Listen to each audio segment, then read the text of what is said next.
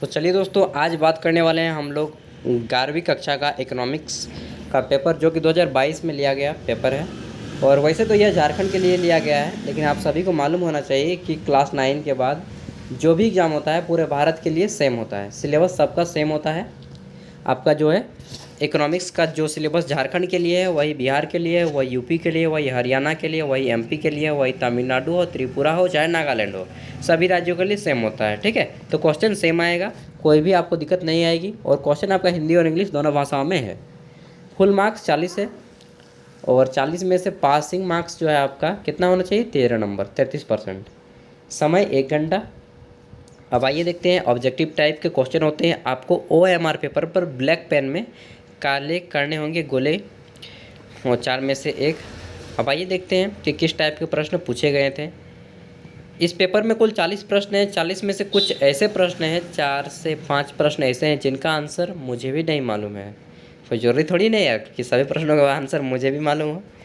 तो वैसे प्रश्नों को आप लोग देख लीजिएगा अपने मास्टर से, या फिर किताब से ढूंढ लीजिएगा, गूगल में नहीं मिलेगा। अगर मिलता तो मैं पहले ही सर्च मार के निकाल लिया होता। पहला प्रश्न, who is known as the father of statistics? सांख्यिकी का पिता के रूप में कौन जाने जाते हैं? तो दोस्तों, सांख्यिकी का पिता के रूप में गॉटफ्रेड अकेनवाल को जाना जाता है। गॉटफ्रेड अकेनवाल, ये एक ग्रेट फिलोसफर भी थे। नेक्स्ट हम देखते हैं क्वेश्चन नंबर 2, सांख्यिकी का संबंध किससे है? तो यहाँ पे देखिए ऑप्शन, आंकड़ों से सांख्यिकी का संबंध है, होता है डाटा से सांख्यिकी का संबंध होता है। तीसरा प्रश्न है आपका, वेल्थ ऑफ नेशन जो पुस्तक है उसको किसने लिखा है? तो इसको लिखा है एडम स्मिथ जी ने। वेल्थ ऑफ नेशन इनकी फेवरेट पुस्तक है। नेक्स्ट हम देखते हैं चौथा प्रश्न, जो सम्यक अनुसंधानकर्ता द्वारा स्वयं एकत्रित किए जाते हैं क्या कहलाते हैं?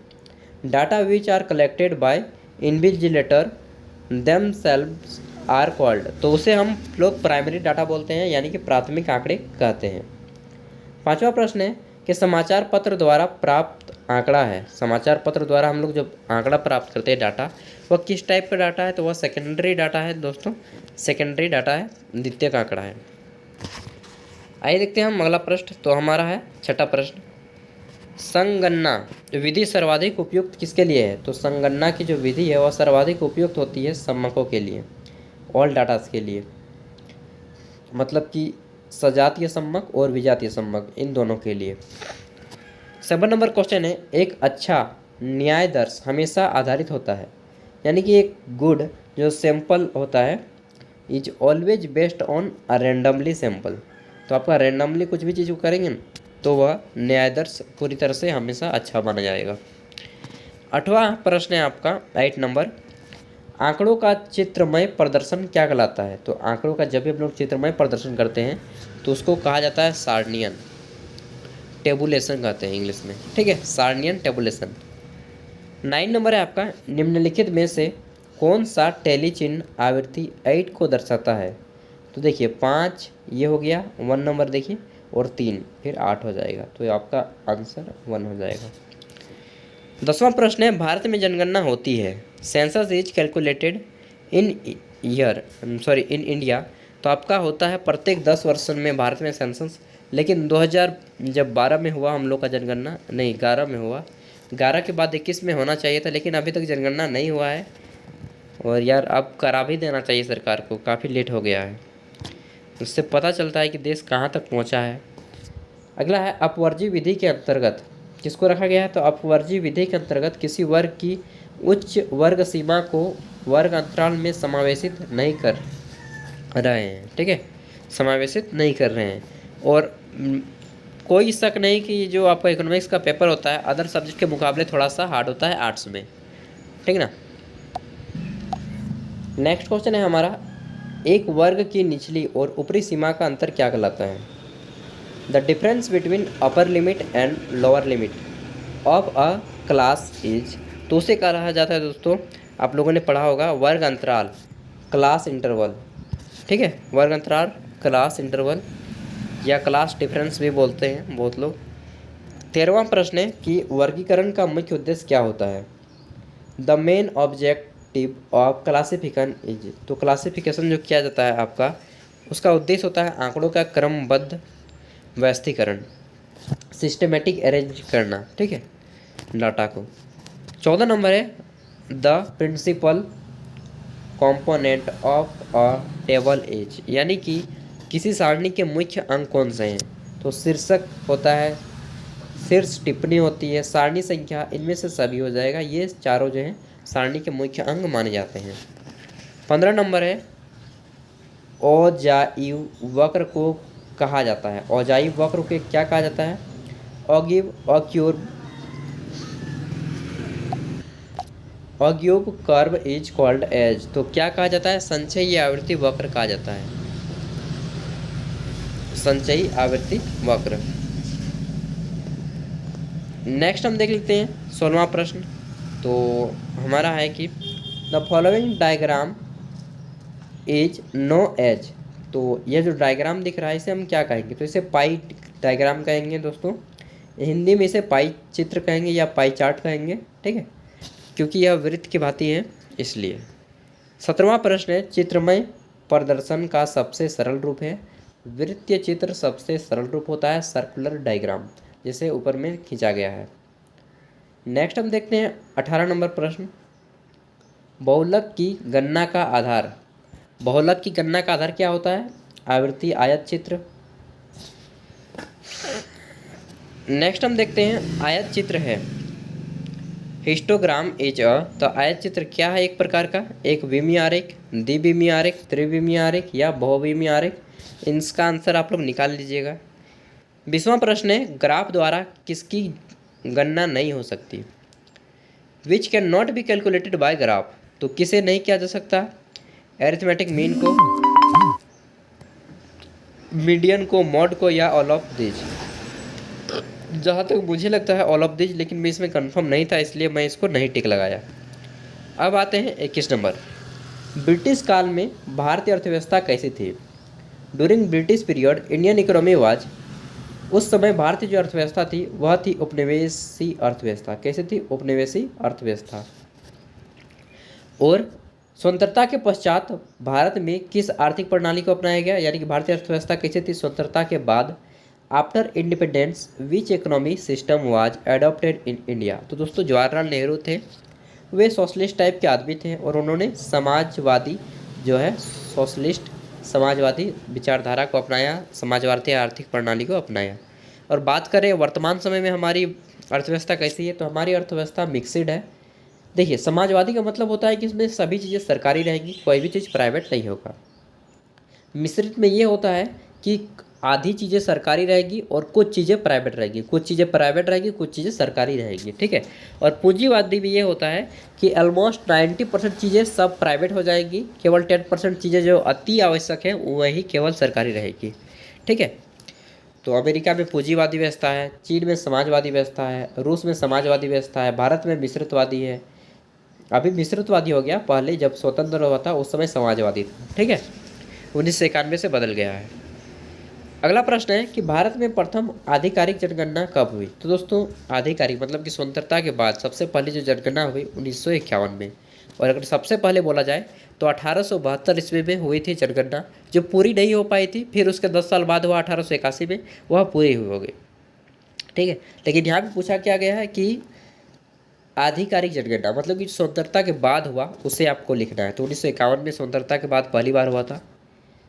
24 नंबर है ब्रिटिश भारत में कपड़ा उद्योग केंद्रित था, कहाँ पे केंद्रित था, ब्रिटिश भारत में कपड़ा उद्योग था अहमदाबाद में, और अहमदाबाद को भारत का मैनचेस्टर कहा जाता है। देखिए समझिए कि मैनचेस्टर मतलब होता क्या है, मैनचेस्टर एक इंग्लैंड का बड़ा शहर है, बहुत बड़ा, जहाँ पे फैक्ट्रियाँ, कई बड़ी बड़ी फैक्ट्रियाँ हैं।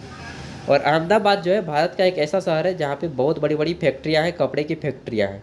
इसीलिए जिस प्रकार इंग्लैंड में मैनचेस्टर शहर है उसी तरह भारत में अहमदाबाद शहर दिखता है, ठीक है। इसलिए भारत का मैनचेस्टर अहमदाबाद को कहा जाता है।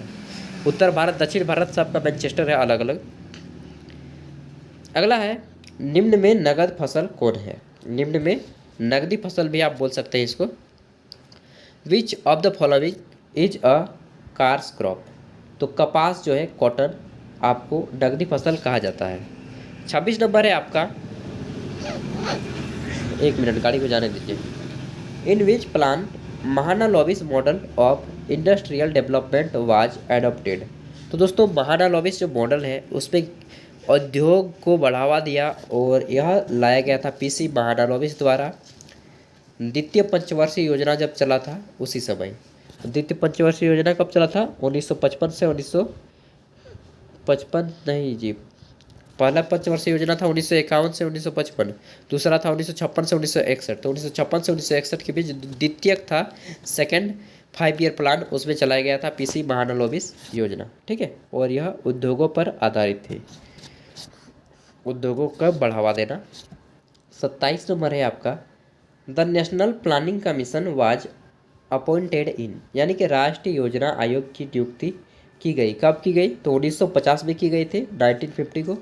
नेक्स्ट है आपका 28 नंबर, फिर से गाड़ी आ रहा है यार, आज सड़क के किनारे बैठा हूँ ना, बड़ी दिक्कत होता है, एक मिनट रुकिएगा।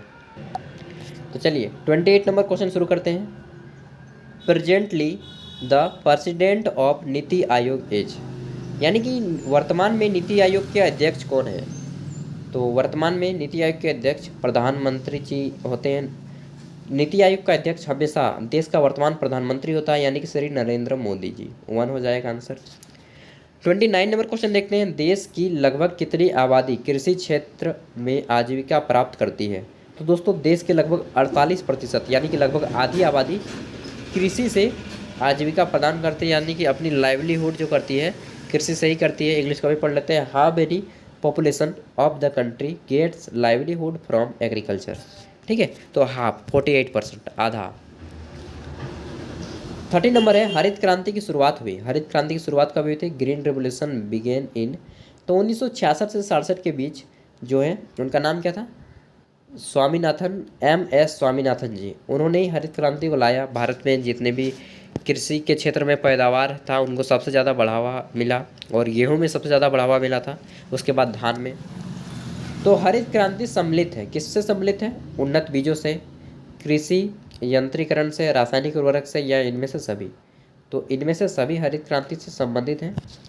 32 नंबर है, हरित क्रांति के फलस्वरूप किस फसल की औसत उपज भारत में प्रति हेक्टेयर सर्वाधिक हो गई? तो दोस्तों गेहूँ जो है, गेहूँ की उत्पादन में सबसे ज़्यादा वृद्धि हुई। ऑप्शन 2 हो जाएगा। 33 नंबर है, विश्व बैंक को किस अन्य नाम से जाना जाता है? तो विश्व बैंक को Indian bank for international bank for reconstruction and development, IBRD के नाम से जाना जाता है।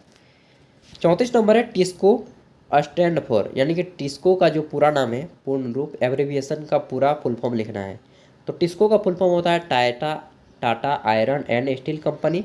यह आपके झारखंड के जमशेदपुर में स्थित है, और जमशेदपुर को झारखंड की औद्योगिक राजधानी भी कहा जाता है। नेक्स्ट है आपका, when was the new industrial policy declared? तो नई औद्योगिक नीति जो लाई गई थी वह कब लाई गई थी? सॉरी, हाँ वही है, नई औद्योगिक नीति कब लाई गई थी? तो यह लाई गई थी आपका 1 अप्रैल 1991 में। 1 अप्रैल 1991 में। इस समय जो है भारत में ये माहौल कर दिया गया कि आप विश्व के कोई भी चीज़ को भारत में आकर के बेच सकते हैं, और भारत से कोई भी देश दूसरा देश में बेच सकता है, भारत भी किसी देश को दूसरे देश से बेच सकता है, यानी कि व्यापार में बहुत ज़्यादा छूट दे दी गई। 36 नंबर है, नई आर्थिक नीति में किसे सम्मिलित किया? तो जब हमारा न्यू इकोनॉमिक पॉलिसी आया 1991 में, उसमें उदारीकरण यानी कि लिबरलाइजेशन, प्राइवेटीकरण जिसे हम कहते हैं प्राइवेटाइजेशन, निजीकरण, उसको दिया गया, ग्लोबलाइजेशन को दिया गया बढ़ावा, इन तीनों को बढ़ावा दिया गया। कुल मिलाकर ऑल ऑफ दी जिसका आंसर हो जाएगा। 37 नंबर क्वेश्चन देखते हैं। वर्तमान में भारत में कितने ऐसे उद्योग हैं जो सार्वजनिक क्षेत्र के लिए आरक्षित हैं? तो सार्वजनिक क्षेत्र के लिए वर्तमान समय में 8 उद्योग आरक्षित हैं। 38 नंबर देखते हैं, लघु उद्योग प्रायः स्थापित होते हैं। तो लघु उद्योग प्रायः कहाँ पे स्थापित होते हैं? ग्रामीण क्षेत्रों में, शहरी क्षेत्रों में, या इनमें से दोनों? तो इन दोनों क्षेत्रों में लघु उद्योग जो हैं स्थापित होते हैं। 39 नंबर है, भारतीय लघु उद्योग विकास बैंक की स्थापना की गई। कब की गई? तो यह 2 अप्रैल 1990 को की गई थी। 2 अप्रैल 1990। अंतिम क्वेश्चन है, विश्व व्यापार संगठन जिसे आप WTO शॉर्ट में बोलते हैं और पूरा नाम है वर्ल्ड ट्रेड ऑर्गेनाइजेशन, इसका फॉर्मेशन कब हुआ था, यह कब बना था, तो 1995 में बना था WTO। और WTO का नाम जो है वर्ल्ड ट्रेड ऑर्गेनाइजेशन, इसको नाम बदलकर गेट किया गया, general agreement on tariff and trade, और 2001 में नाम बदला गया था। तो ये था आपका इकोनॉमिक्स 11 क्लास का क्वेश्चन पेपर। आपको आई होप कि मैं अच्छे से समझा पाया हूँगा। कुछ भी दिक्कत हो तो आप हमें कमेंट कीजिएगा। एंड अगर आपको अदर सब्जेक्ट का प्रीवियस ईयर क्वेश्चन पेपर चाहिए, हिस्ट्री का, कुछ भी का, तो आप जाइए प्लेलिस्ट में आपको एक मिलेगा section previous year question paper, वहाँ से आप देख सकते हैं। And thank you for watching this video. Bye bye. फिर मिलते हैं नेक्स्ट वीडियो के दोस्तों। अगर आप कुछ भी दिक्कत हो तो प्लीज़ यार कमेंट कीजिएगा। अगर आपका कोई दोस्त पढ़ रहा हो आपके साथ तो उन तक भी शेयर कीजिएगा, ज़रूर पढ़ रहा होगा तो उन तक भी शेयर कर दीजिएगा। और एग्ज़ाम जब भी हो 11 का, 12 का, ग्रेजुएट का, आपको देखना यहाँ से देख सकते हैं एंड अच्छे अच्छे मार्क्स स्कोर कर सकते हैं और अपने लाइफ में आगे बढ़िए दोस्तों। नौकरी कीजिए या बिजनेस कीजिए, दो में से एक चीज़ को फिक्स कर लीजिए यार, बाकी आपकी मर्जी। आप कुछ एक्स्ट्रा अगर आपकी में क्वांटिटी है तो आप बढ़िए उस फील्ड में, और नहीं है तो दो में से एक कीजिए। And thank you, best of luck, अच्छे से एग्जाम दीजिए।